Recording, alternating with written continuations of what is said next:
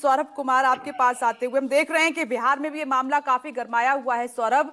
और राजनीति में हम जानते हैं किसी फायदे नुकसान के बिना किसी भी मुद्दे को तूल नहीं दिया जाता है, हवा नहीं दी जाती है।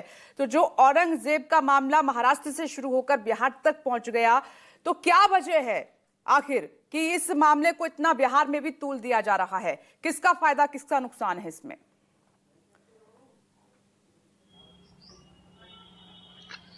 ये बिल्कुल विप्लेश, सबसे बड़ी बात है कि बिहार में यह चुनावी साल है और ये बताने की जरूरत नहीं है कि अगर औरंगजेब का मुद्दा बिहार में लाया जाता है तो इससे किसको फायदा और किसको नुकसान होगा, क्योंकि सबको पता है कि अगर हिंदू मुस्लिम की राजनीति की जाएगी तो ये राजनीति कौन कर रहा है और इससे किसको फायदा होगा किसको नुकसान होगा।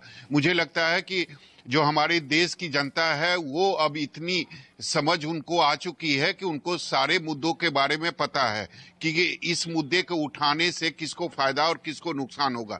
लेकिन सबसे बड़ी बात है कि ये मुद्दे आने के बाद, यानी औरंगजेब का मुद्दा, भले ही जैसे अभी महाराष्ट्र के जो हमारे सहयोगी हैं वो बता रहे थे कि 5 दिनों से ये मुद्दा चल रहा है, लेकिन बिहार की अगर बात करें तो बिहार में पिछले 3 दिनों से ये मुद्दा चल रहा है। यानी 2 दिनों के बाद बिहार की राजनीति में ये मुद्दा आया, यानी औरंगजेब का मुद्दा आया। और उसके बाद जो तस्वीर दिखाई दे रही है, यानी अगर एनडीए के अंदर अगर हम बात करें तो एनडीए के अंदर जो तस्वीर दिखाई दे रही है कि एक तरफ जदयू के जो कुछ नेता हैं वो कुशल शासक औरंगजेब को बता रहे हैं, और दूसरी तरफ अगर बीजेपी की बात करें तो बीजेपी ये कह रही है कि उन पर कार्रवाई होनी चाहिए।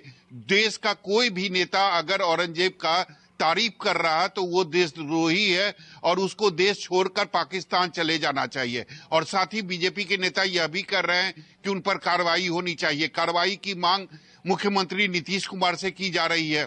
अब ये सवाल उठता है कि क्या मुख्यमंत्री नीतीश कुमार अपने ही विधायक के खिलाफ कार्रवाई करेंगे या नहीं करेंगे। और दूसरी तरफ अगर महागठबंधन की बात करें तो महागठबंधन के तमाम जो नेता हैं, जो बड़े नेता हैं, वो इस पूरे मामले पर चुप्पी साधे हुए हैं। उनका कहना है कि देश में और भी कई मुद्दे हैं, लेकिन बीजेपी जानबूझकर इस मुद्दे को उछाल रही है क्योंकि जो वास्तविक मुद्दा है उस पर ध्यान भटकाया जा सके।